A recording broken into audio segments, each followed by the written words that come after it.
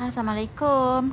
Hari ni saya nak share pengalaman pergi Bazar Ramadan Stadium Shah Alam selepas seminggu berpuasa, baru tegak hati nak pergilah.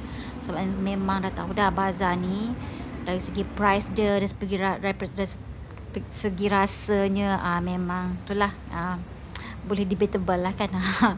Lepas tu dekat sini kita orang pergi hari Jumaat pukul 5 petang. Orang ramai, kereta banyak, tapi parking still ample banyak. Dan kawasan dia besar, tak ada belaga bahu, tak ada bau ketiak, semua okey lah, kiranya lapang lah. So memang banyak segala makna makanan. Kita orang beli tepung pelita. Kita orang very careful lah dengan ni, sebab tahu kan tak boleh orang kata rambang mata kan, ayam percik apa semua. Lepas tu kita orang terserempak dengan satu kedai ni, dia ada jual beef roti. So Michael nak, walaupun dia tengok queue panjang, tapi dia sanggup sebab ada beef. Dia memang suka makan daging lembu. So memang I'm surprised he willing to queue. So kita queue around like 30 minutes macam tu. Dia punya kesabaran lah ada jugalah kan. Terkejut lah kan. So 10 jari juga angkut bawa balik. Dapat bobol rambut free dekat on the way entrance keluar tu. Inilah rotinya.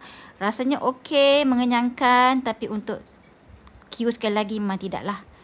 Total damage hari ni dekat Pasar Ramadan RM92.